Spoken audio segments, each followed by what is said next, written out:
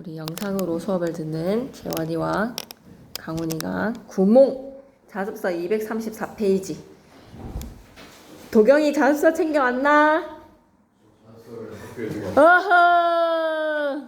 계속 이어가도록 하겠습니다. 234페이지 구몽 제목의 의미가 서술형으로 무조건 출제될 수 있는 요소인데 나올지 안 나올지 기말고사를 보자.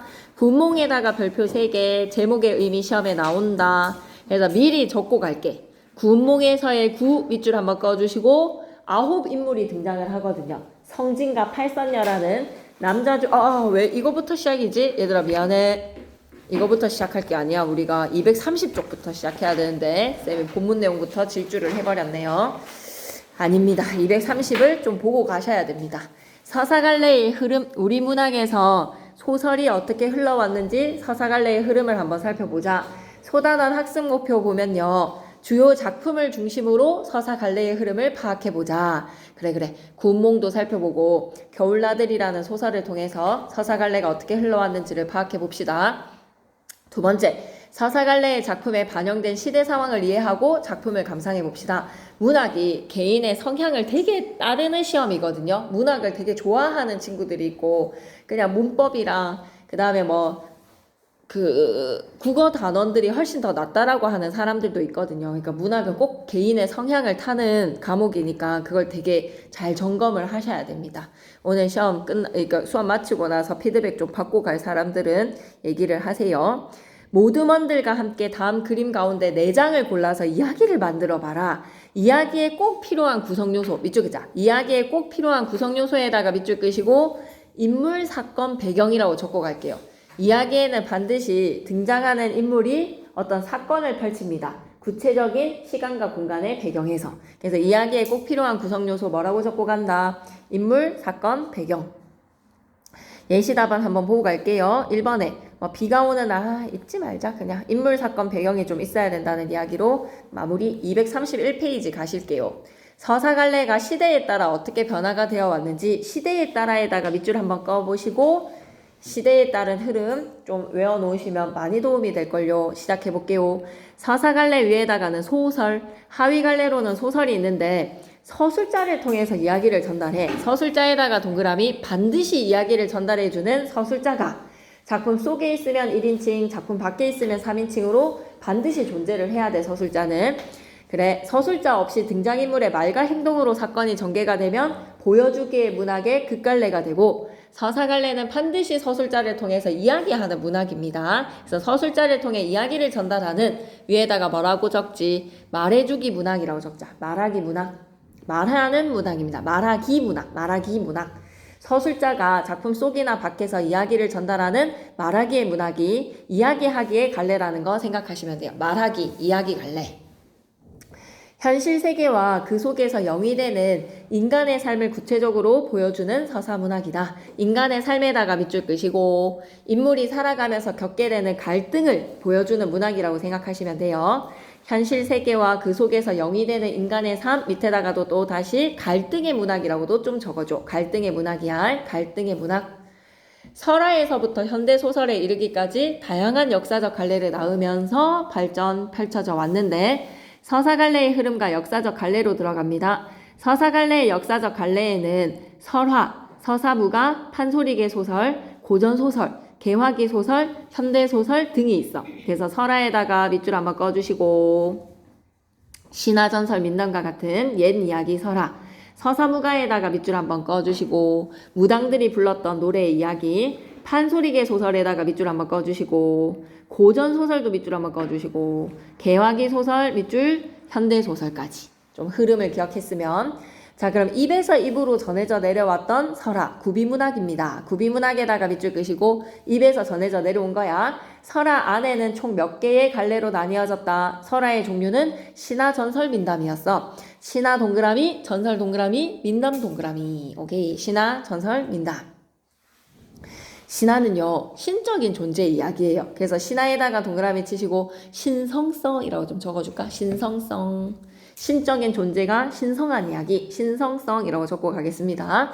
건국 시조 신화가 대표적이에요. 신화에다가 밑줄 끄시고 신적인 존재. 우리 연수요 일로 온나. 쌤이 너무 멀리 떨어져 있으니까 연수가 옆에 있으면 좀 더 목이 덜 아플 것 같네요.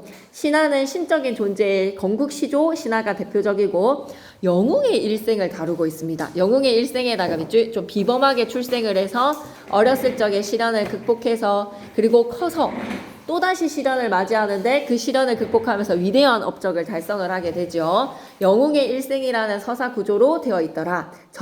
전설에다가 동그라미 구체적인 증거물이 있어서 믿을 만한 이야기입니다. 전설에다가 동그라미 치시고 뭐라고 적고 가지? 신빙성이라고 좀 적어줘. 믿을 만한 이야기, 신빙성이라고 적어줘. 일정한 시간과 장소를 배경으로 하여서 이야기가 펼쳐지며 구체적인 증거물이랑 결부가 되어 있습니다. 구체적 증거물에다가 밑줄 한번 꺼주시고 믿을 만한 이야기의 신빙성입니다. 전설하면 신빙성을 기억해 주시고요. 민담에다가 동그라미 치시고 민담은 재미있는 이야기, 흥미성이라고 좀 적어주실까요? 흥미성. 호랑이 담배 피던 시절에 재미만 있으면 장땡의 이야기야. 흥미성이라고 적으시고 전설과 달리 구체적으로 증거물을 가지지 않습니다. 증거물에다가 X 하시고 민담은 재미있는 이야기, 호랑이 담배 피던 시절의 이야기라서 막 증거물로 남아지는 믿을만한 이야기가 아니야. 그냥 재미난 이야기의 흥미성만 기억하시면 되겠습니다. 됐어. 설화에는 신화 전설 민담이 있더라 라는 거 기억해 놓고 그리고 서사무가는 구술할 때 무당이 구연을 했었던 노래야. 구술할 때 무당에다가 밑줄 무당이 불렀던 노래야. 바리공주 설화가 대표적입니다. 그리고 사물을 의인화시켰다. 밑줄 끌까? 사물을 의인화에다가 밑줄 뭐 돈을 의인화시킨다든지 술을 의인화시킨다든지 사물을 의인화시킨 이야기 가짜전기라고 해서 뭐라고 부르지? 가전이라고 합니다. 가전은 고려 중년 무렵에 나타나서 조선 후기까지 창작이 되었고요. 서사성과 교술성을 함께 지니고 있어서 어느 하나의 갈래에 넣기 어려운 독특한 양식이 가전이다. 문학작품으로서의 판소리는 어떻습니까? 판소리에다가 동그라미 치시고 판소리 사설이 입에서 입으로 전해져 내려오다가 소설로 정착이 되었는데 춘향가가 춘향전으로 흥부가가 흥부전으로 심청가가 심청전으로 이런 것들을 우리는 판소리계 소설이라고 합니다. 판소리계 소설에다가 밑줄 고전소설은 일반적으로 개화기 소설이 등장을 하는 19세기 말까지의 소설을 일컬어 그래서 군몽을 비롯하여서 천여 종이 넘는 고전소설이 전해집니다. 예, 고전소설 1894년 가보개혁 이전에 쓰여진 소설이라고 보시면 돼요. 개화기 소설은 고전소설과 현대소설의 사이에 놓여있는 과도기적 성격의 소설이야. 과도기의 소설에다가 밑줄 끄시고 개화기 소설을 뭐라고 불러도 되게 신소설이라고 부르셔도 됩니다. 신소설에다가 동그라미 철저한 암기가 좀 필요합니다, 여러분. 그래서 첫 번째 신소설, 첫 번째 개화기 소설은 이인직의 혈해누를 기억하세요. 이인직의 혈해누에다가도 밑줄 하나 꺼놓으시고 이런 거 배경 지식으로 알고 있으면 참 도움이 많이 됩니다. 최초의 신소설 뭐라고? 이인직의 혈해누. 개화기 소설은 고전 소설의 전통을 이어받으면서 현대 소설로 나아가는 바탕을 마련을 했다. 그래서 현대 소설은 개화기 소설 다음의 소설을 총칭을 하니 일제강점기 해방, 6.25 전쟁, 분단시대, 산업화시대, 민주화시대, 세계화시대로 이어지는 역사 전개에 적극적으로 대응하면서 펼쳐져 왔다. 자, 그럼 231페이지 옆에 서사갈래란 여러분 구성요소 뭐뭐뭐를 갖춰놔야 된다. 인물, 사건, 배경. 서술자를 통해서 이야기를 전달을 합니다. 서술자에다가 밑줄 한번 꺼주시고 이야기를 전해주는 서술자가 작품 속에 있으면 1인칭, 작품 밖에 있으면 3인칭으로 반드시 존재해야 돼. 서술자가 반드시 이야기를 전개를 시켜야 됩니다. 현실에 있을 법한에다가 밑줄 꺼야 돼. 현실에 있을 법한에다가 밑줄 끄시고 개연성. 현실에 있을 법한 이야기는 개연성이라고 적어주시고 허구의 이야기에다가 밑줄 꺼서 허구성이라고 적어주시고 개연성과 허구성이라는 두 가지의 특징을 다 지닙니다. 인간의 삶을 구체적으로 보여주고 다시 한 번 더 소설의 구성의 3요소 하면 뭐뭐뭐가 튀어나와야 된다. 인물, 사건, 배경 이야기하기의 갈래이다. 서사 갈래의 흐름과 역사적 갈래 한번 가볼까? 설화는 신화 전설 민담으로 신화는 위에다가 신성성 다시 한 번 더 적고 갈까? 신성성으로 영웅의 일생이라는 서사 구조 전설은 뭐라고 적어놓으면 좋지? 신빙성이라고 적어줘. 믿을만한 구체적 증거물과 결부가 됩니다. 구체적 증거물에다가 밑줄 민담은 무슨 성? 흥미성. 호랑이 담배 피던 시절의 재미난 이야기. 서사무가는 구술할 때 무당이 불렀던 노래. 가전은 다시 한 번 더 밑줄 꺼야 된다. 사물을 의인화에다가 밑줄. 사물을 의인화시켜서 인간 삶의 교훈을 전달하는 수필과도 같은 성격. 판소리 사설이 소설화되었다. 판소리계 소설. 1894년 가보개혁 이전에 쓰여진 소설은 고전소설. 현대소설과 고전소설을 이어주는 다리 역할은 뭐라고? 개화기 소설의 신소설. 신소설에다가 밑줄 이인직의 혈의누.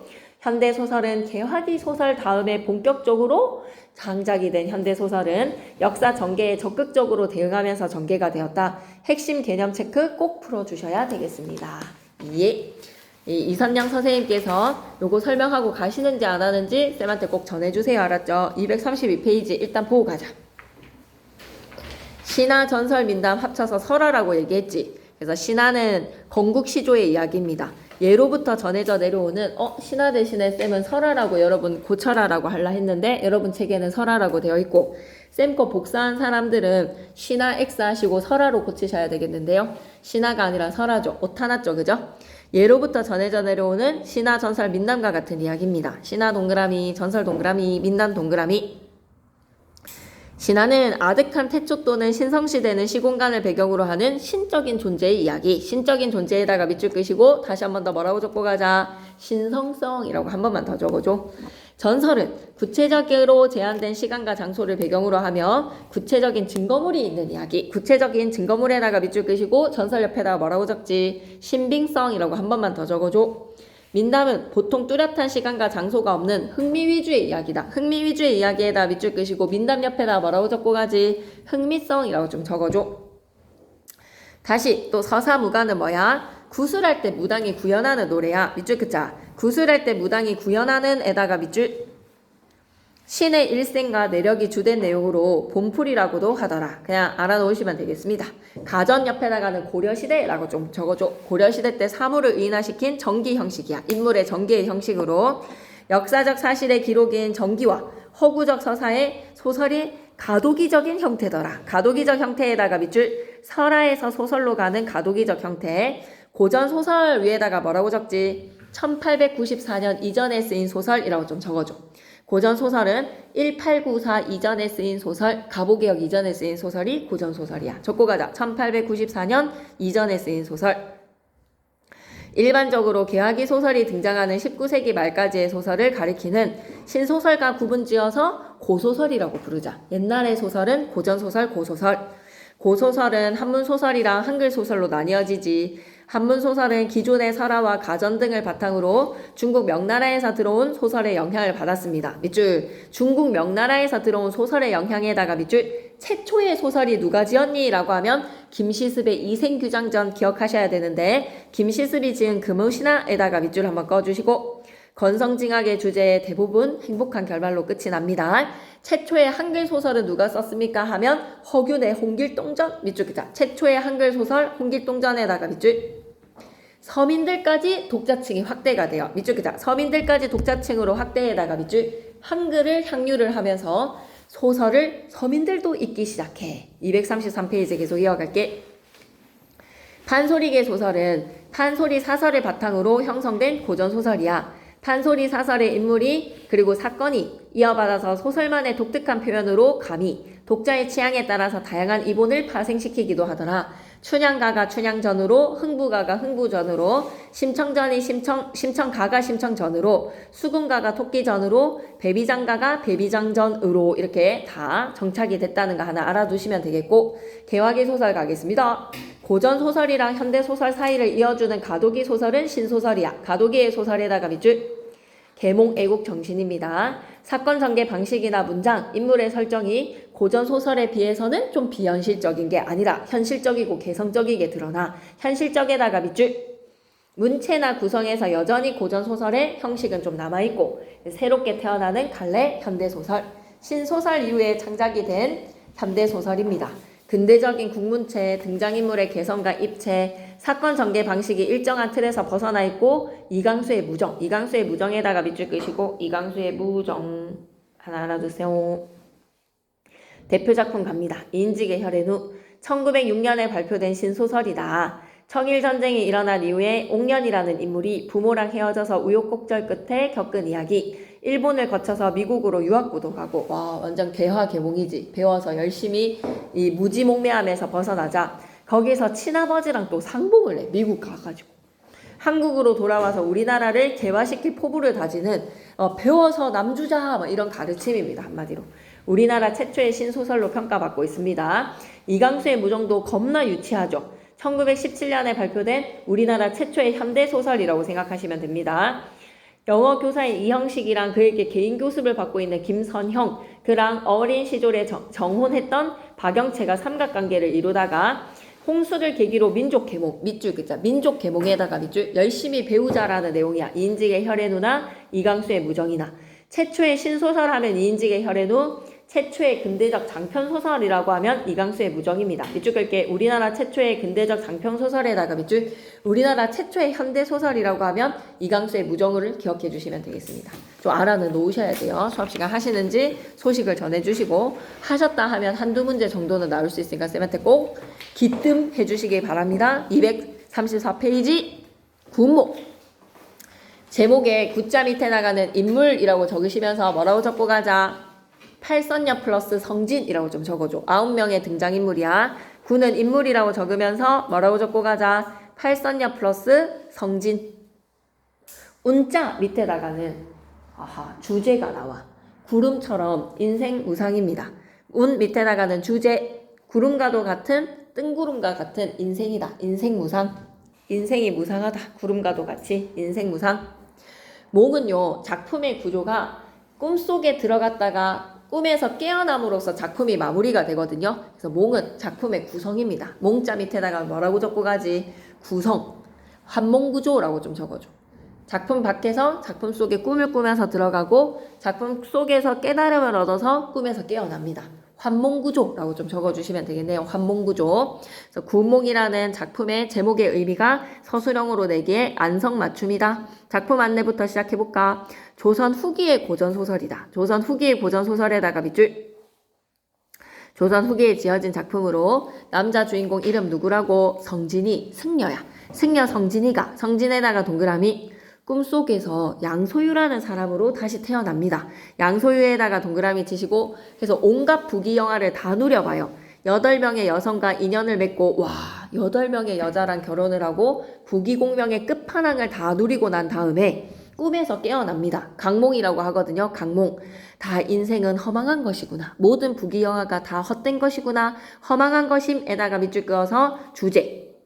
그렇게 주제 자신의 깨달음을 얻게 되고 밑줄 한번 끄고 가자. 부귀영화가 한낱 꿈에 지나지 않는다에다가 밑줄 쭉 끄시고 봄밤의 꿈이다 라고 해서 한 장의 봄밤의 꿈이다 일장춘몽 적고 가자. 모든 것이 다 허무하디 허무하더라. 일장춘몽. 이런 주제를 드러냅니다. 일장춘몽. 부귀영화가 한낱 꿈에 지나지 않는다는 불교적 인생관. 불교적 인생관에다가 밑줄 꺼서 공사상이라고 적자. 불교적인 인생관 뭐라고? 공사상. 빈손으로 왔다가 빈손으로 간다. 공사상. 봄밤의 꿈에 지나지 않구나. 일장춘몽. 이 불교적 인생관을 종교적으로 공사상이라고 합니다.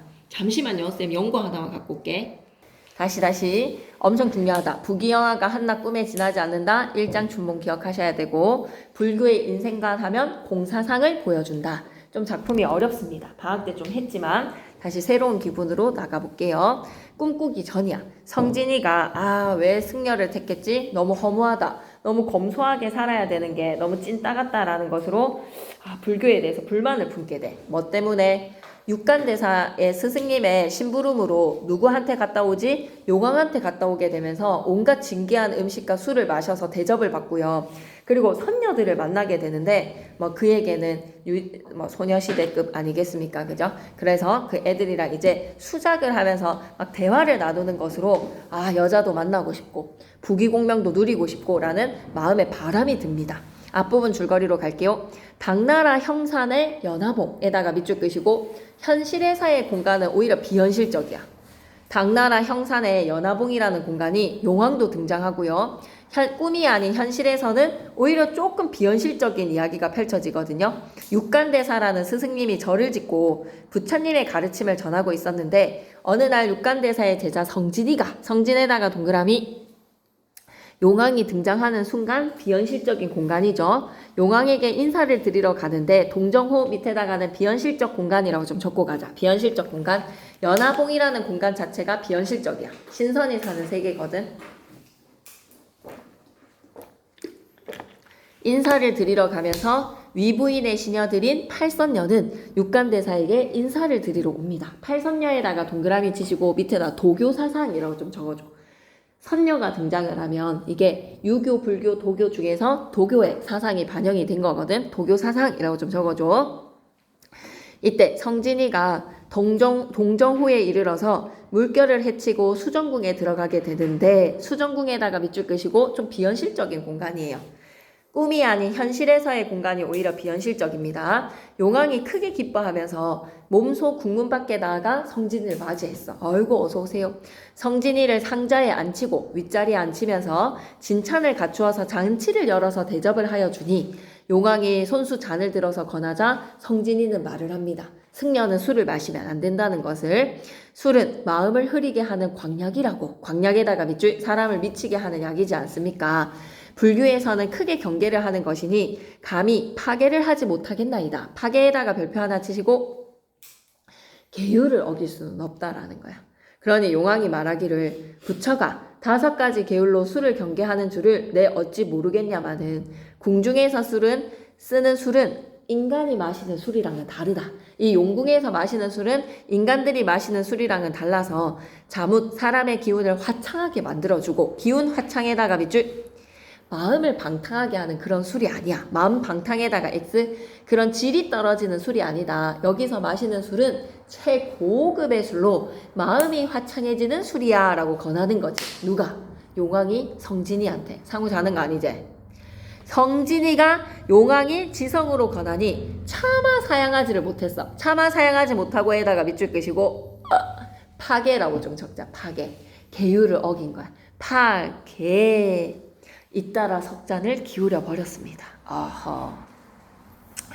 그래서 용왕께 하직을 하고 바람을 타고 연화봉에 돌아왔습니다. 산 아래에 이르러서 스스로 깨닫기를 술 기운이 올라서 낯이 달아오르니 마음속으로 큰일 났단 거야. 이거 스승님한테 혼나겠는데 만일 얼굴이 붉으면 사부께서 사부 위에다가는 육간대사라고 적어줘. 스승님 육간대사께서 이상하게 생각하셔서 분명히 꾸지람을 날리실 것이다. 너 얼굴이 왜 그렇게 빨개? 계율을 어긴 것을 들켜서 책망을 들을까봐 염려가 됩니다. 밑줄 끄자. 책망을 들을까봐 염려에다가 밑줄. 그래서 스승님한테 들키지 않으려고 즉시 냇물로 내려가서 웃옷을 벗고 두 손으로 물을 훔켜서 취한 낯을 씻는데 문득 기이한 향내가 나는 거야. 기이한 향내에다가 밑줄. 후각적인 감각의 이미지. 코에 진동을 합니다. 향로 기운도 아니고 화초의 향내도 아닌데 사람의 뼛속에 사무쳐서 정신이 호탕하여서 능히 이거는 표현할 말이 없어. 성진이가 생각하기를 이 물에 상류에 무슨 꽃이 피었기에 이렇게 신기한 향이 나는 걸까? 신기한 향에다가 밑줄. 다시 의복을 정제한 다음에 물을 따라서 올라가니 그곳에 누가 있었던 거야? 소녀시대 팔선녀가 앉아 있었어. 팔선녀에다가 동그라미. 돌다리 석교 위에 앉아서 서로 말을 하고 있었네. 성진과 팔선녀가 서로 만나니 성진이가 지팡이에 6한 장을 놓고 공손히 제배하면서 말했습니다. 여보살님들, 부처님의 가르침을 따르는 여자 사람들을 보살이라고 하잖아. 그지? 불가에서 여자 신도들을 여보살이라고 합니다. 빈승에다가 동그라미 치시고 가난한 승려 자기 자신을 나타내는 말이지 성진이라고 좀 적어줘. 자기 자신을 낮춰서 이르는 말이야. 연화도량 육간대사의 제자입니다. 스승의 명을 받들어서 산밑에 나갔다가 장차 돌아오는 길이 옵니다. 좁은 석교 위에 보살님들이 앉아 계시니 한마디로 길막을 하고 있으니 남자와 여자가 같은 길에 함께 걸을 수는 없는 거 아니겠습니까? 부디 잠시 발걸음을 옮겨주시면 시에시에 팔선녀가 답례하면서 말하기를. 잠시만 넘기지 말고 우리 옆에 거부터 먼저 정리하고 가자. 작품 개관에서 고전소설, 장편소설, 몽자류 소설인데 몽자류 소설에다가 별표 하나 치시고 꿈속에 들어가서 꿈 밖으로 나오는 꿈을 통한 사건이 전개가 되는 몽자류 소설인 거 기억해 주시고 진짜 중요한 건 뭐지? 이거 한글 소설이야. 김만중이가 유배 가면서 어머니께 재미있게 읽고 있으시라고 효심으로 쓴 어머니가 읽을 수 있는 소설 뭐라고? 한글 소설이라는 거 꼭 기억하셔야 됩니다. 한글 소설 딱 적고 가겠습니다. 한글 소설. 자, 환상적인 현실의 세계가 너무 환상적이죠. 선녀가 등장하는 한상의 세계에서 불교적인 꿈속의 세상은 좀 불교적이고 유교적인 세상으로 갑니다. 시간은 중국 당나라 때, 공간은 현실의 공간이 비현실적이야. 중국 남악 형산의 연화봉 옆에다가는 비현실적이라고 좀 적자. 비현실적인 꿈속의 공간이야. 아니, 현실의 공간이야. 근데 오히려 꿈속은 중국의 당나라의 수도 장안을 배경으로 하기 때문에 현실적이야. 장안 밑에다가는 현실적이라고 좀 적어줘. 현실적. 작품 밖에 있는 서술자가 모든 것들을 다 꿰뚫어 보면서 서술을 합니다. 주제는 꿈을 통해서 부귀영화가 더덥다. 꿈에다가 동그라미 치시고 부귀영화는 다 헛되고 헛되구나. 부귀영화에다가 밑줄 삶의 진정한 가치를 추구를 한다. 특징 4가지 쫙 묶어서 별표 3개. 너무 중요합니다.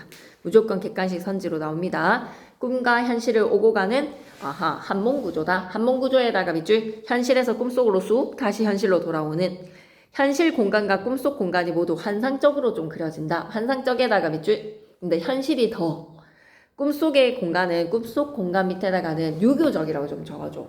부귀영화를 다 누려보는 유교적인 색깔이 오히려 더 강해. 꿈속 공간은 조선시대 사대부들의 입신양명하고자 하는 의지 있죠. 여러분 성공과 출세로 프랭카드에 이름 달리고 싶은 그런 욕망 있죠. 입신양명에다가 밑줄.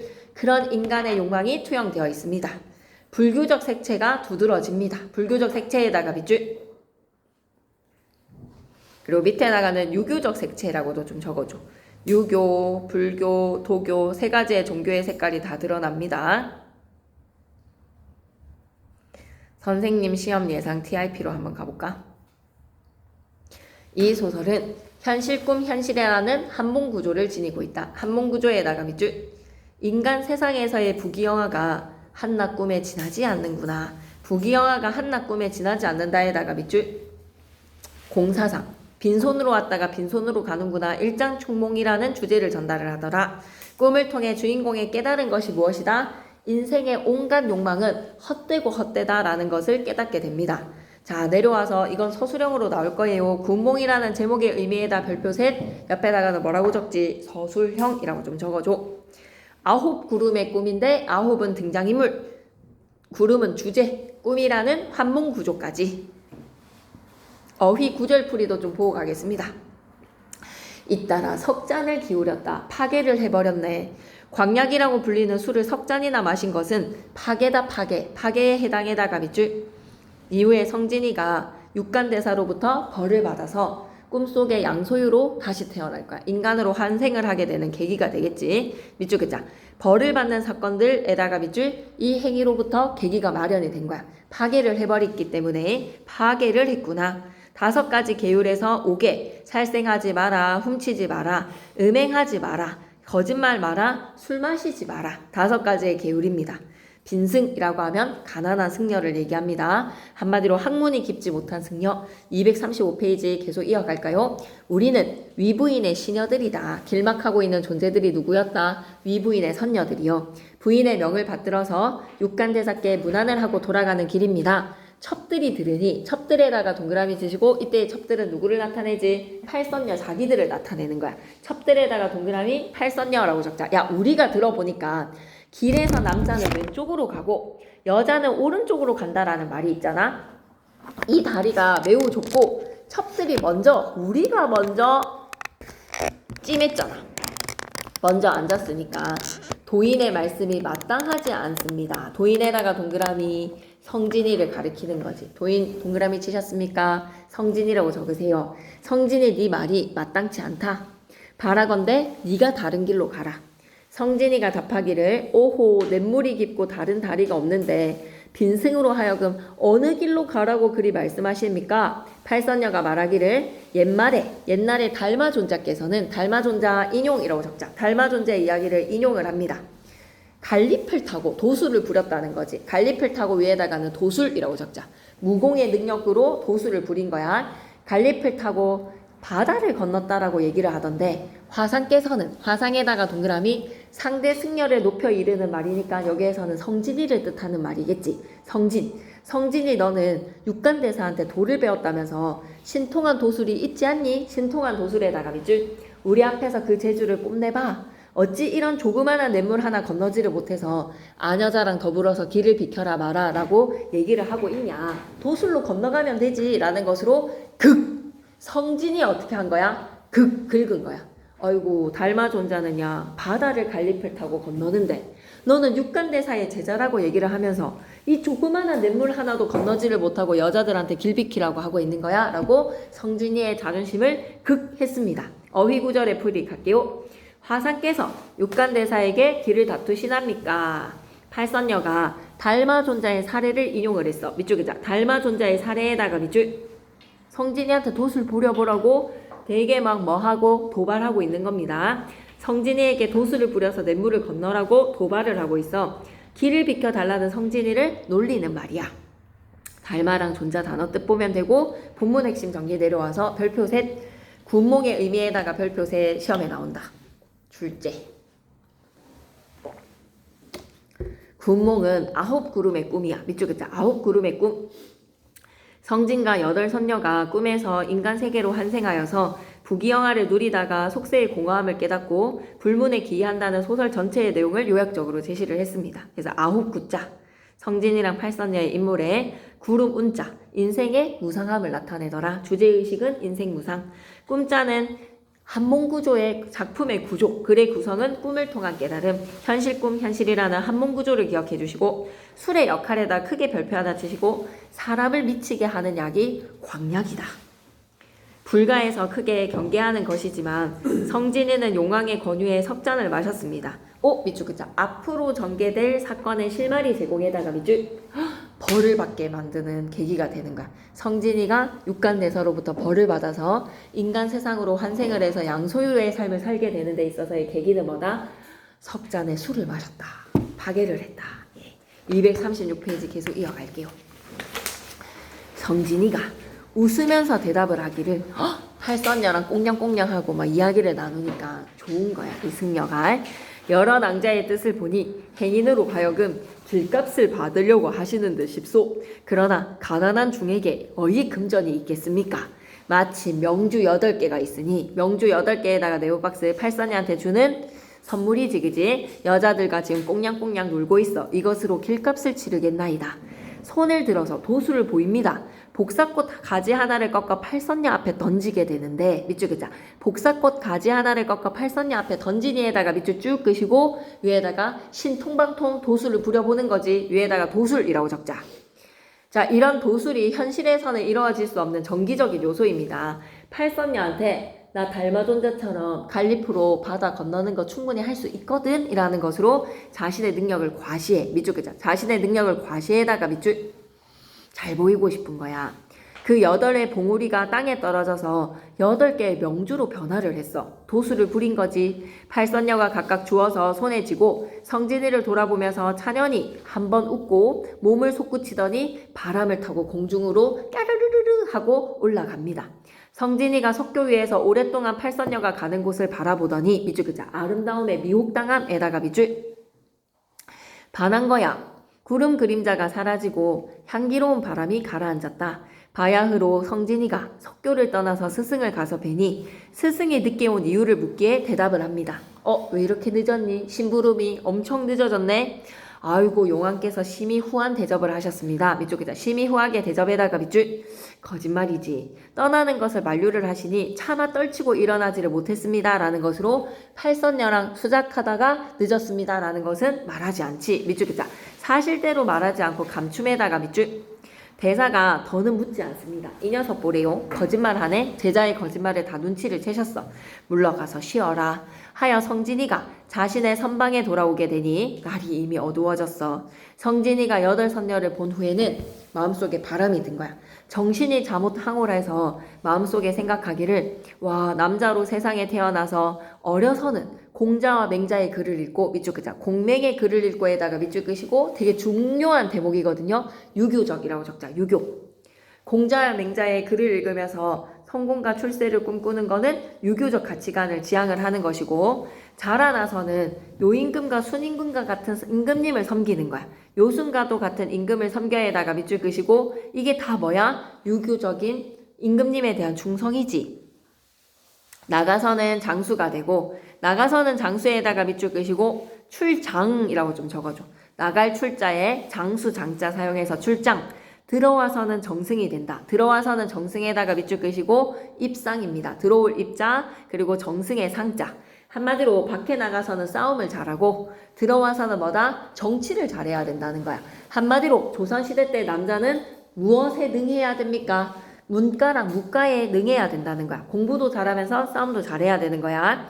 비단 옷을 입고 옥대를 차고 오이구야 비단 옷을 입고 옥대를 차고라고 하면 부귀영화의 성공과 출세로 입신양명 해보는 거지. 입신양명 성공 출세 해보는 거지. 좋은 직책에 올라가 보는 거지. 다시 한 번 더. 비단 옷도 입고 옥대를 차고 옥걸에 임금님이랑 조회 인사하고 눈에 고운 빛을 보고 귀에 좋은 소리를 듣고 은택이 백성에게 미치고 공명을 후세에 들이우는 것. 밑줄 그자. 공명을 후세에 들이우는 것에다가 밑줄. 성공하고 출세하는 거 한마디로 뭐 하는 것이다? 입신양명하는 것이 대장부의 일이 아니겠는가. 대장부의 일에다가 밑줄 끄시고 다시 한 번 더 적고 갈 거야. 유교적 가치관. 유교적인 가치관으로 살아가는 게 정답 아니겠는가. 유교적으로 출세해보는 게 정답 아니겠는가. 그런데 지금 내 현실에서의 부처님의 법문은 옆에다가 뭐라고 적지? 불교. 유교랑 불교를 비교해보는 거야. 불교를 투덜투덜 불만을 가지는 거를 유교랑 비교를 하면서 불교에 대한 불만을 토로를 하는 거야. 부처님의 법문 밑에다가 뭐라고 적는다? 불교라고 적자. 불교. 한바리떼의 밥 아이고 가난해라. 한바리떼의 밥에다가 밑줄 끄시고 소박 가난이라고 적자. 부처에게 허락되는 것은 비단옷 아우 허락 안 돼. 옷 같은 혁대 아우 허락 안 돼. 부처님의 진리를 따르려면 한바리떼의 밥과 한 병의 물과 2억 원의 경문과 108연주밖에 없는 거야. 뿐이니라고 하면 뿐이니 밑에다가 뭐라고 적지? 법문에 대해서 회의감을 느끼는 것은 불교가 너무 소박하기 때문이야. 불교의 소박함이라고 적자. 불교의 소박함으로 한바리떼의 밥과 한 병의 물과 2억 원의 경문과 108연주뿐이다. 불교에 대해서 뭐를 느낀다? 불교의 소박함. 이게 맞나라는 회의감을 품게 되는 겁니다. 회의가 뭐다? 의심을 품다라는 거거든요. 불교에 대해서 지금 투덜거리는 불만이 생기는 거예요. 내적 갈등 심화로. 비록 부처님의 진리의 도는 높고 아름답지만 밑줄 끄자. 높고 아름다우나 적막하기가 심하도다에다가 밑줄 끄시고 불교에 대한 불만이라고 적자. 불교에 대한 불만, 회의감이라고도 적어놔. 불만과 회의감이야. 회의감이 뭐지? 의심을 품어보는 거야. 대장부의 삶을 살아야 되는데 부처님의 진리를 따라서 이렇게 가난하게 사는 것이 내 인생이 맞는 것일까? 하고 질문을 던져보는 겁니다. 괜찮지요? 생각을 이리하고 처리하여서 밤이 깊어졌는데 문득 눈앞에 팔선녀가 아른거리는 거야. 팔선녀에다가 동그라미 세속적 욕망으로 번뇌에다가 밑줄. 예쁜 여자 만나고 나니까 눈앞에 아른아른 거리는 겁니다. 그렇게 팔선녀가 서 있어서 놀라서 다시 보니까 이미 간 곳이 없더라. 성진이가 크게 놀라서 뉘우치면서 생각하기를 부처님의 공부는 뜻을 바르게 함이 제일 큰 공부이거늘 내가 출가한 지 이미 10년의 일찍이 털끝만큼도 불가의 법을 어기고 구차한 마음을 먹은 적이 없다. 밑줄 끄자. 불가의 법을 어기고 구차한 마음을 먹지 않았었는데에다가 밑줄 쭉 끄시고 파괴를 한 적이 있다 없다? 한 번도 파괴를 한 적이 없는데 이제 이렇듯이 잘못된 마음을 가지면 어찌 내 앞날에 해롭지 않겠는가. 잘못된 마음에다가 밑줄 끄시고 여자 생각. 술도 얻어먹고 여자 생각까지 해버리면 이런 욕구에 이런 욕망에 가득 차 있으면 내 앞날이 해로울 것이다. 부처님에 대한 공부가 다 실패로 돌아갈 것이다. 이렇게 반성하는 거야. 계속 막 소녀시대 생각이 나니까 공부에 집중을 할 수가 없으니 향로에 전단을 다시 피우고 전단에 향로에다가 별표 셋. 꿈이 시작되는 부분에 천어절을 쓰시오 라고 하면 여러분은 향로에를 적으셔야 됩니다. 향로에다가 별표 셋. 꿈이 시작되는 거야. 불을 붙이면서 성진이가 잠이 들어. 그래서 일어나 봤더니 뭐야? 불을 붙였던 그 상황에서 다시 깨는 거야. 향로에 중요해. 집중해야 돼. 전단을 다시 피우고 의연히 포단에 앉아서 정신을 가다듬습니다. 심기일전에다가 밑줄. 염주를 굴리면서 일천부처를 외우는데 갑자기 창밖에서 동자가 부릅니다. 이것도 꿈속의 상황이에요. 지금 사형에다가 동그라미. 선배님입니다. 자기보다 먼저 승려가 된 사람. 주무십니까? 대사께서 부르십니다. 육간대사 스승님이 부르십니다. 성진이가 놀라서 생각하기를 깊은 밤에 나를 부르시니 반드시 까닭이 있으실 것 같은데 동자와 함께 방장에 나아가니 육간대사가 모든 제자를 다 모아놓고 동촉을 낱같이 켜고 성진이를 꾸짖어. 성진이 이제 신문하는 상황이야. 성진아, 네 죄를 네가 알겠느냐? 네 죄에다가 밑줄 끄시고 성진이의 죄는 뭐지? 첫 번째, 파괴의 술을 마셨다는 거. 두 번째, 팔선녀랑 수작을 했다는 거. 성진이가 섬돌 아래에 내려가 꿇어앉아 대답하기를 소자에다가 동그라미. 자기 자신을 낮추는 말 소자에다가 동그라미. 성진, 제가요 사부를 섬긴 지 10여 년이 되었습니다. 사부 밑에다가는 육간대사. 스승님과 함께 공부를 한 지 10년이 다 되어 가는데 지금까지 조금도 제가 불순히 한 적이 없습니다. 밑줄기다. 불순히 행한 적에다가 밑줄 끄시고 뭐 술을 마시거나 규율을 어기거나 그런 적이 없습니다. 진실로 어리석고 아득하여서 지은 죄를 모르겠습니다. 밑줄 끄자. 지은 죄를 알지 못하겠나이다에다가 밑줄. 먼저 첫 번째는 시치미를 떼는 거야. 처음부터 인정하지 않아. 대사가 이르기를 아이고 중승려의 공부에는 세 가지의 행실이 있다. 세 가지 행실에다가 네모박스 딱 치시고 승려의 공부에 세 가지 행실 네모박스 치셨나요? 세 가지 행실 따져보자. 몸에다가 번호 1, 말씀에다가 번호 2, 뜻에다가 번호 3. 몸과 말씀, 뜻 잘 들여다봐. 네가 용궁에 가서 술을 마셨지. 술에 취하고에다가 밑줄 한마디로 뭐를 베렸다? 몸을 베린 거야. 석교에서 팔선녀랑 만나서 언어로 수작하는 것은 뭐를 베렸다? 말씀을 어긴 거야. 꽃가지를 던져서 희롱하고 돌아온 후에도 돌아왔는데 마음에 바람이 빠지질 않아. 팔선녀의 미색을 사랑을 해서 세상의 부귀 영화를 다 꿈꾸고 흠모하면서 유교적으로 성공하고 싶다라는 생각을 하면서 불교에 대해서는 투덜거렸지. 불가의 적막함을 싫어하니에다가 밑줄 뜻을 어긴 거야. 몸과 말씀과 뜻 세 가지의 행실을 다 어긴 거야. 이는 세 가지의 행실을 한꺼번에 무너뜨리는 것이 지금 누구의 꼬라지였다? 성진이의 꼬라지였던 거야. 여기까지가 발단입니다. 성진이가 속세의 욕망에 번뇌에다가 밑줄 불가의 적막함을 투덜거렸지. 대사가 어디 이놈의 자식이 불교를 갖다가 투덜거려? 라는 것으로 노여움을 샀네요. 오케이. 생략된 부분 줄거리는 양소유가 인생 끝판왕의 모든 부귀영화를 다 누려봅니다. 마치 GD처럼 다 해보는 거지. 영앤리치 해보는 겁니다. 여자도 8명. 성진이는 저승의 염라대왕에게 끌려가서 인간 세계에 추방당하는 벌을 받습니다. 벌에다가 밑줄 끄시고 뭐해서 술 마시는 것 때문에 중국 해남도 수주 땅에서 양소유라는 인물로 태어나는데 되게 구체적이지. 중국 해남의 수주 땅 옆에다가는 구체적 현실적 배경이라고 적자. 중국 해남도 수주 땅 옆에다 뭐라고 적는다? 구체적 현실적 배경이라고 좀 적어줘. 구체적 현실적 배경. 거기에서 양소유로 태어납니다. 양소유는 과거급제를 하고 난 뒤에 반란을 평정하는 등 나라에 공을 세워서 높은 벼슬에 오르게 되고 황제의 동생인 난양공주를 비롯해서 8명의 여자를 다 만나. 평생 부귀영화를 마음껏 누려. 밑줄 긋자. 평생 부귀영화를 마음껏 누리내다가 밑줄. 양소유가 어느 날 자신의 집 누대에 올라서 문득 이렇게 다 누려봤더니 너무 인생이 허망한데 밑줄 긋자. 인생의 허망함에다가 밑줄 긋이고 뭐 BTS 이런 애들 다 느껴보지 않았겠나. 엄청난 수만만의 군중들 앞에서 공연을 하고 뭔가 허탈함이 확 밀려오지 않을까? 자신의 심정을 얘기를 한다. 여기까지 발단 전개 위기 한꺼번에 정리해볼게. 성진이가 양소유라는 인물로 꿈속 세상에서 환생을 해. 인간 세계로 떨어진 거야. 8명의 여인과 인연을 다 맺어보고 부귀공명의 끝판왕을 다 누려보는데 어느 날 이 모든 것들이 다 어때? 허망하고도 허망하다. 헛되다. 본문 핵심 정리로 갑니다. 성진이의 내적 갈등, 속세에서의 삶, 장수나 정승이 되어서 공명을 후세에 들이운다. 공명을 후세에 들이움에다가 밑줄 끄시고 밑에다 뭐라고 적고 가지? 입신양명이라고 좀 적어줘. 근데 부처님의 법문은 어때? 너무 검소하게 살아야 돼. 도가 높고 아름답지만 적막하기가 심하구나. 육간대사가 성진에게 벌을 내려서 인간의 삶을 살도록 만든 계기, 원인이 뭐였다? 불가의 적막함을 투덜거리고 있잖아. 회의감을 불어넣었잖아. 그리고 파괴했잖아. 술을 마셨잖아.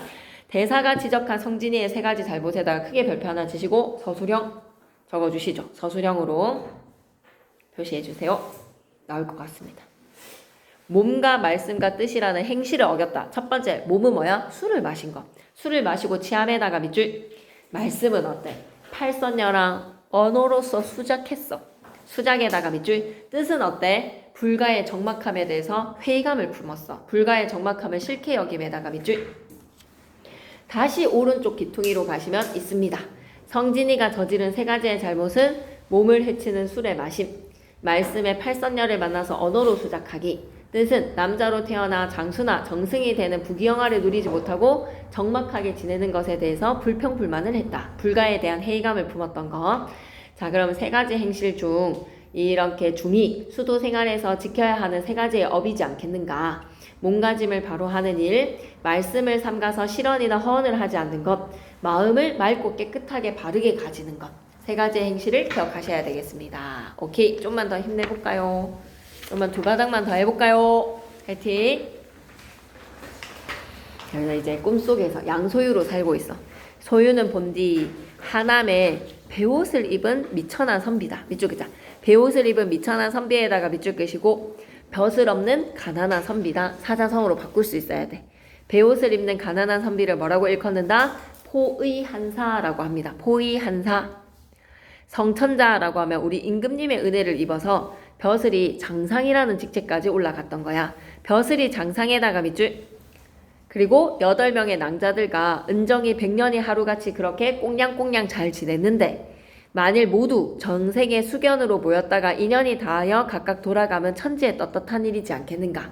우리가 만나서 인연이 끝나서 헤어지는 것은 하늘의 뜻에도 떳떳한 것인데 우리가 돌아가서 100년 후에 이렇게 우리가 놀던 높은 데가 무너지고 밑줄 끄자. 높은 데가 무너지고에다가 밑줄 그어서 밑에다가 뭐라고 적지? 가변적이라고 적자. 지금 우리가 화려하게 잘 나가는 것이 가변적으로 바뀐다는 거야. 가변적.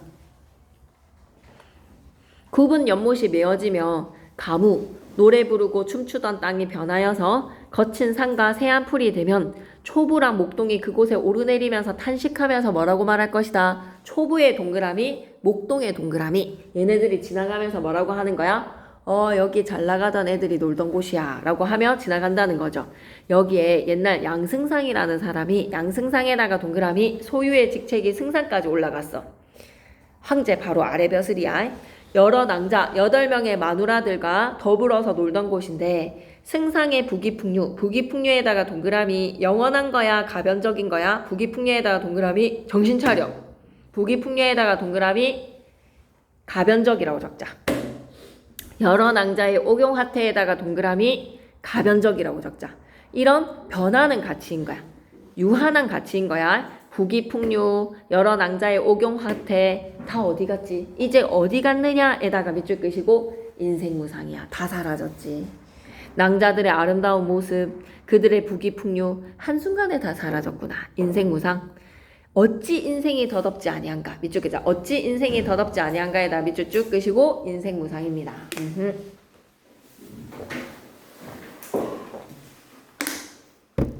괜찮지? 여기까지. 양소유가 깨달았어. 성진이가 소유로 태어나서 양소유의 삶으로 모든 것을 다 누려봤더니 와, 인생 어찌 더덥지 아니하겠습니까? 내가 생각하니 조금만 더 힘내보자. 내가 생각하니 천하의 종교는 3가지야. 유교, 도교, 신선의 선도, 도교입니다. 불도. 이 3가지가 3교의 종교인데 3교에다가 밑줄 끄시고 유교에 대해서 얘기를 해보는 거지. 유교는 어떻다? 생전의 사업가 신우의 이름을 전할 뿐이다. 유교는 한마디로 이름을 전할 뿐이고 신선사상의 신선은 예로부터 구하여서 얻은 자가 드무니 진시황이나 한나라 무제나 현종 황제를 보면 다 할 수 있지. 한마디로 신선은 하기가 어렵다는 거야. 여러분이 신선되기는 좀 불가능하다. 근데 도교랑 유교적으로는 다 한계가 있고 불교랑 인연이 있는 것 같아. 내가 벼슬에서 물러난 후로부터 밤에 잠이 들면 꿈속에서 매양 포단 위에서 참선을 하는 모습을 보는 거야. 밑줄 끄자. 포단 위에서 참선하는 모습에다가 밑줄 끄시고 이게 성진이 때의 모습이지. 꿈속에서 또다시 꿈을 꿨는데 현실의 모습을 보는 거. 이거 필기 뭐라고 되어 있어요? 방학 때 했던 내용에서 몽중몽입니다. 지금 꿈속인데 또 꿈을 꾸면서 현실을 보는 거야. 소유가 성진이의 모습을 보게 되는 몽중몽의 상황입니다. 되게 중요합니다. 다시 한 번 더. 포단 위에서 참선을 하는 모습을 본다. 위 옆에다가 뭐라고 적고 가자? 몽중몽이야. 몽중몽. 꿈속에서 꿈을 꿔서 현실의 모습을 보는 거야. 성진이의 모습을 보게 되는 거야. 이거는 내가 불교랑 인연이 있는 게 아닐까? 불가와 인연에다가 밑줄.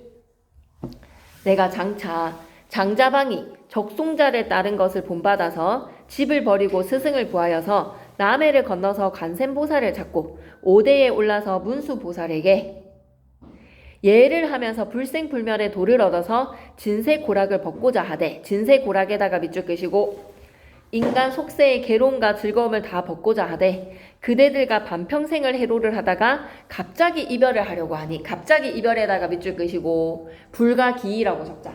불가의 기이를 해서 너네랑 이별을 하겠다는 거야. 불가기의 종교의 기이를 하겠다는 거야. 내가 종교적으로 승려가 되고자 하니 꿈속에서 지금 소유가 승려가 되려고 하는 거야. 불가기이. 승려가 되기로 결심을 했어. 내가 승려를 하려고 마음을 결심을 해서 갑자기 이별을 하려고 하니 슬픈 마음이 자연스럽게 곡조에 나타나는 것이 아니겠는가?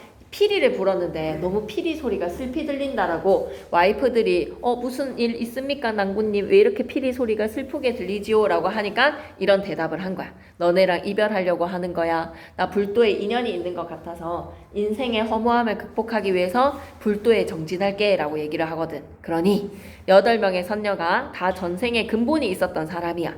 또한 세속의 인연이 닿을 때니 이 말을 듣고 자연히 감동하면서 말하기를 상공께서 상공에다가 동그라미 양소유를 뜻하는 말이지 집안의 어르신을 뭐라고 일컫는다? 상공이라고 일컫습니다. 상공에다가 동그라미 양소유 상공께서 부귀 번화를 누리는 가운데도 이렇듯이 청정한 마음을 가지셨으니 상공을 어찌 장자방에 견주겠습니까? 우리 자매 8인은 와이프들끼리 여자들끼리 8명의 자매라고 얘기하네. 마땅히 깊은 규중에서 분양 예불을 하여서 상공께서 돌아오시기를 기다릴 것이옵니다. 상공께서 이번에 가시면 반드시 밝은 스승과 어진 벗을 만나서 큰 도를 얻으시리니 득도하고 난 후에 부디 첩등을 먼저 제도해 주소서. 제도해 주소서에다가 밑줄 끄시고 우리도 이끌어 달라는 거야. 우리도 부처님의 진리를 따르겠습니다. 공부 열심히 하셔서 우리도 가르쳐 주세요. 승상의 몹시 기뻐하면서 말하기를 우리 9사람의 뜻이 같으니 쾌사다. 쾌사에다가 밑줄 어떤 일인 거지? 불도에 다 정진하려고 하는 마음이 같으니 너무 좋은 일이다. 통쾌하고 기쁜 일이다. 과인은 과인에다가 동그라미 자기 자신을 스스로 낮추는 말이야. 양소유 자기 자신을 얘기하는 거야. 나는 이라는 뜻이야. 내일 떠날 것이니까 오늘의 모든 낭자들과 더불어서 취하도록 술을 마셔보자. 내일 이제 불가의 기일을 하겠다. 모든 낭자들이 말하기를 첩들이 각각 한 잔씩 받들어서 상공을 전송을 하겠습니다. 이별주 한 잔씩 짱치자. 인생 무상을 느낀 양소유가 불문에 기이할 것을 결심을 하게 된다. 불문에 기이에다가 밑줄. 그래서 잔을 씻어서 다시 부으려고 하는데 사건이 터져. 호련에다가 세모. 갑자기 무슨 사건이 터지지? 막대기 던지는 소리가 나는 거야. 막대 던지는 소리에다가 밑줄. 새로운 사건의 전개입니다. 모든 사람들이 의아하게 여기면서 생각하기를 어떤 사람이 올라오는가? 한 호승이 등장을 했어. 한 호승에다가 동그라미 육간대사. 흰 수염의 육간대사가 성진이의 꿈속에 소유한테 나타난 거야. 눈썹이 길고 비범하지. 눈이 맑고 얼굴이 괴이합니다. 꿈속의 양소유가 육간대사를 만나게 되지만 누구인지는 알아보지를 못해. 엄연히 좌상에 이르러서 승상에게 예를 갖추면서 말하기를 산야사람이 대승상을 배웁니다. 산야사람에다가 동그라미 육간대사라고 적으시고 대승상에다가 동그라미 누구를 나타내는 거지? 여기에서 높은 승상은 누구야? 성진이를 나타내지. 꿈속의 이름은 양소유.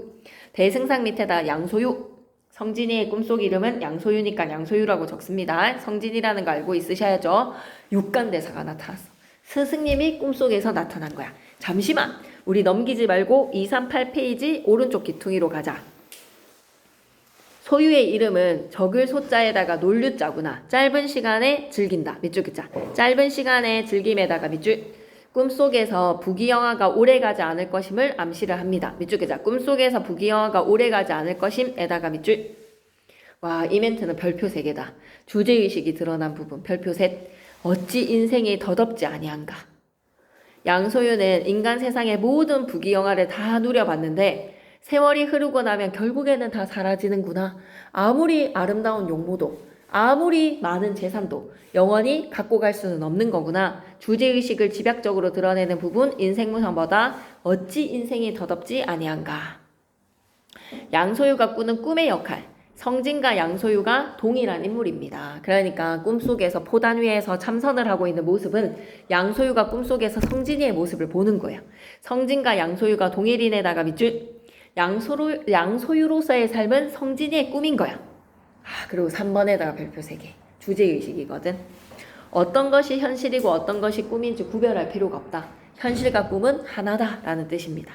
어떤 삶이 현실이고 어떤 삶이 꿈인지를 모호하게 하는, 옆에다 뭐라고 적어놓지? 현실과 꿈은 구별할 필요가 없다는 거야. 현실과 꿈은 구별할 필요가 없다. 하나니까. 3번 옆에다 적고 갈까? 현실과 꿈은 구별할 필요가 없다. 야, 양소유가 다 누려봤더니 이게 허무하다라는 거야. 와, 다 누려보고 깨달아서 되게 부럽다, 그지? 안 느껴본 사람들이 이런 거 다 소용없어 라고 하면 찌질해 보이는데 다 해본 사람이 소용없다라고 하니까 되게 부럽네요. 양소유가 인생이 더럽다라고 느낀 까닭은 뭘까? 양소유는 부귀공명을 다 누렸지만 문득 삶이 영원하지 못하며 죽은 뒤에 시간이 흐르고 나면 모든 것이 사라질 것임을 깨달았기 때문에 밑줄이다. 모든 것이 사라질 것임을 깨달았기 때문에 인생이 더럽다에다가 밑줄. 여러분이 가지고 있는 모든 물질적인 것들은 다 사라지기 마련이다. 그러니 변하지 않는 부처님의 진리를 따르자라는 게 양소유의 깨달음인 거야. 장자방의 고사 인용했으니까 한번 보고 갈까? 한나라 유방이 천하를 통일했던 거 아시죠? 초한지. 자신을 도왔던 공신들을 제거하기 시작하자 장자방이라는 장량이라는 이름은요, 몸을 보존하기 위해서 신선 적송자를 쫓아서 놀겠다면서 물러났다는 데에서 유래했던 말입니다. 은퇴를 한 거지, 한마디로 목숨을 지키기 위해서. 따라서 이 말은 공을 이루고 난 후에 물러난다. 혹은 은둔을 하여서 밑줄 긋자. 신선의 도회에 몰두에다가 밑줄. 신선이 되기를 집중한다. 정치에서 물러남을 이르는 말인 거야. 어휘나 구절풀이도 한번 보고 갈까? 우리가 돌아가고 난 후에 이 모든 공간들이 다 풀떼기에 뒤덮이고 나면 야, 여기 양소유가 8명의 여자랑 놀았던 장소인데 다 어디 갔지? 오랜 세월이 흐름에 따라서 만물은 다 변하고 쇠퇴를 할 거야. 밑줄 긋자. 만물이 변하고 쇠퇴에다가 밑줄. 그 속에서 우리의 모습은 영원하지 않으니 인생이 참 허망하네. 인생무상에다가 밑줄. 상공께서 먼저 부처님의 진리를 따르고 난 후에 우리도 이끌어주세요 라는 이야기야. 출가하겠다는 양승상의 말에 여러 낭자가 감동을 하고 득도를 하고 난 후에 자신들도 구제를 해달라는 말로 밑줄 긋자. 승상의 뜻에 동의함에다가 밑줄. 불생불멸의 도는 뭐밖에 없다? 부처님의 도밖에 없다라는 거야. 오, 조금 어려운 내용인데 잘 따라올 수 있을까? 239페이지 갑니다. 중요합니다. 집중! 태사에다가 동그라미 양소유야. 양승상이라는 거 눈치채야 돼. 이거 지칭의 변화를 잘 쫓아가셔야 됩니다. 이 장면 중요합니다. 양소유가 2인 비범한 사람이라는 것을 알아보고 2인 위에다가는 육간대사가 보통이 아닌 사람이야. 황망히 답례하기를 사부님 어느 곳에서 오셨습니까? 사부 밑에다가 뭐라고 적지? 육간대사. 호승이 웃으며 호승 밑에다가도 뭐라고 적지? 육관대사. 육관대사가 웃으면서 대답하기를 평생 고인을 몰라보시니 오랫동안 사귀어온 친구이지 않냐. 일찍이 귀한 사람은 한마디로 연예인이 팬싸하면서 팬 한번 봤다고 영원히 기억하지 않잖아요. 그죠? 우리는 팬싸의 순간을 영원히 기억하겠지만 그 사람들한테는 그냥 수천의 팬 중에 한 명인 것처럼 귀인 밑에다가는 양소유라고 적자. 양소유, 네가 대단한 직책에 있는 사람이니까, 네가 연예인이니까 나 같은 한낱 지난 시간에 사귀어왔던 스승은 잊기를 잘한다는 말이 옳은 말이구나. 나를 벌써 잊었니? 육간대사가 소유한테 뭐라고? 너는 나를 벌써 잊은 거니? 귀인은 잊기를 잘한다는 말이 옳은 말이구나. 여기에서의 귀인은 누구다? 양소유. 그래서 양소유 승상이 자세히 육간대사의 얼굴을 들여다보니까 얼굴이 익숙한 것 같아. 그래서 문득 깨달아서 능파낭자를 돌아보면서 말하기를 야야야야 내가 지난날 토번을 정벌을 할 때 꿈속에서 말이야 꿈에다가 밑줄 꿈속에서 또 꿈을 꾼다 밑에다 뭐라고 적고 가야 돼? 크게 적어야 돼. 몽중몽이라고 적자. 꿈속에서 꿈을 꿨다 몽중몽. 내가 용궁의 잔치에 참석했던 이야기 꿈속에서 용궁 잔치로 갔던 이야기를 너한테 했지. 한 화상에다가 동그라미 치시고 육간대사. 법자에 앉아서 경을 강론을 하는 것을 보았는데 이 노승에다가 동그라미 육간대사. 바로 그 꿈속에서의 노화상이야. 노화상 밑에다가 뭐라고 적지? 육간대사. 꿈속에서 꿈을 꿔서 육간대사를 내가 만난 적이 있다. 몽중몽입니다. 그러니 호승이 박장대소를 하죠. 호승 밑에다 또 뭐라고 적을 거야? 육간대사. 육간대사가 양소유가 꿈속에서 자신을 만난 적이 있다라고 막 큰 소리를 치니까 웃으면서 말하기를 옳다. 비록 그 말이 옳으나 그래 네가 꿈속에서 나를 본 것이 옳은 말이지만 꿈속에서 잠깐 스쳐 지나갔던 것은 기억하면서 현실에서는 말이야 밑줄 끄자 10년 동안 같이 살았던 것에다가 밑줄 끄시고 성진으로서의 삶이지 밑줄 끌고 갈 거야. 10년 동안 같이 살았던 것에다가 밑줄 성진의 삶.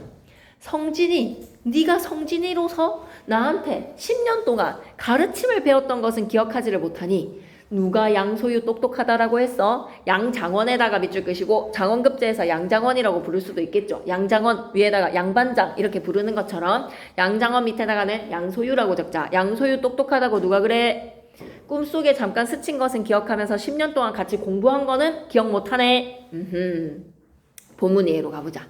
양소유랑 육간대사를 가리키는 말들 시험에 나옵니다. 별표 3개.